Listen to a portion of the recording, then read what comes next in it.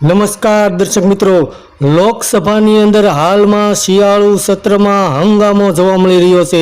કારણ કે રાજ્યસભા અને લોકસભા બંને મળીને થોડા દિવસ પહેલાં 92 સાંસદોને વિરોધ પક્ષના મોટા નેતા સહિત 92 સાંસદોને સસ્પેન્ડ કરવામાં આવ્યા હતા, જેને કારણે હોબાળો મચી ગયો હતો અને સાંસદો લોકસભાની બહાર પ્રદર્શન ઉપર ઉતર્યા હતા. ત્યારે તૃણમૂલ કોંગ્રેસના એક સાંસદે ઉપરાષ્ટ્રપતિ ઉપર કોમેન્ટ કરી હતી, જેને કારણે ભારતીય જનતા પાર્ટીના મોટા નેતાઓએ પણ તેને લઈને પ્રતિક્રિયાઓ આપી હતી. તો હાલમાં લોકસભા અને રાજ્યસભા બંને મળીને 142 જેટલા સાંસદોને સસ્પેન્ડ કરવામાં આવ્યા છે, જેમના ઉપર આરોપ છે કે સાંસદની પ્રક્રિયાને રોકવામાં આવી હતી અને સાંસદો દ્વારા કોઈ પણ કાર્યવાહી થવા દેવામાં ન આવી હતી, જેને કારણે એક સાથે 142 સાંસદોને રાજ્યસભા અને લોકસભામાંથી સસ્પેન્ડ કરવામાં આવ્યા છે.